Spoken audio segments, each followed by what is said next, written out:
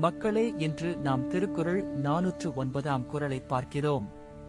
இது திருக்குறளின் பொருட்பால் பகுதியில் உள்ள அரசியல் என்னும் இயலில் இடம்பெற்றுள்ள கல்லாமை அதிகாரத்தின் 9 குறள். மேற்பிறந்தார் ஆயினும் கல்லாதார் கீழ்பிறந்தும் கற்றார் அனைத்திலர்பாடு.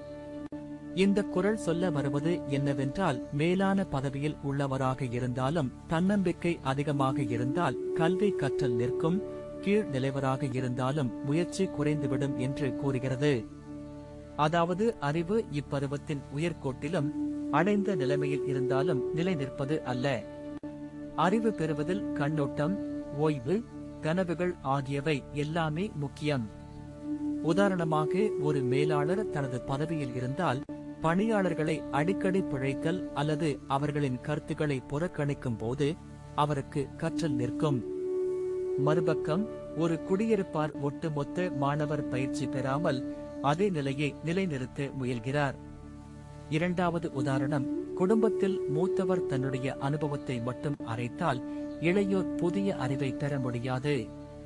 மற்றொன்று, இளம் டிஜிட்டல் தொழில்நுட்பம் அறியாதவர் புதிய மென்பொருள் கற்றுக்கொள்ளாமல் இருந்தால் தொழில் முன்னேற்றம் வராது. இன்றைய காலம் வேகமாக மாறிக்கொண்டிருக்கிறது.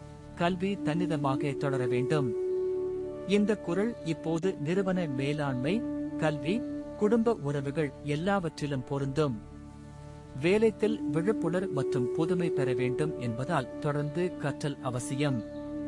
நீங்கள் ஒரு மாணவர் அல்லது தொழில்முறை ஒருவர் ஆகஸ்ட் இருந்தாலும் ஒவ்வொரு நாளும் சில விஷயங்களை படித்து புதிய திறன்களை சேர்க்க வேண்டும். அதனால் மற்றவரை நம்பி அணுக வேண்டும். அவர்களுக்கு கேள்வி கேட்டு ஒத்துழைப்பு செய்ய வேண்டும்.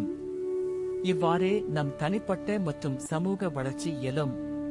இன்றைய வாழ்க்கையில் இந்த குறளை நாம் பின்பற்றினால் உங்களை சுற்றியுள்ளவர்களும் உங்களது உண்மையான திறனை உணர்ந்து வளர்ச்சி பெறுவர்.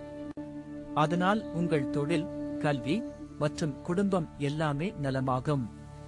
முடிவாக, மேற்பிறந்தவராகவோ கீழ்பிறந்தவராகவோ கற்றல் நிறுத்தாதீர்கள்.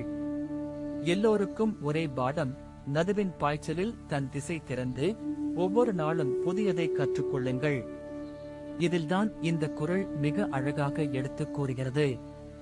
மேற்பிறந்தார் ஆயினும் கல்லாதார் கீழ்பிறந்தும் கற்றார் அனைத்திலர்பாடு.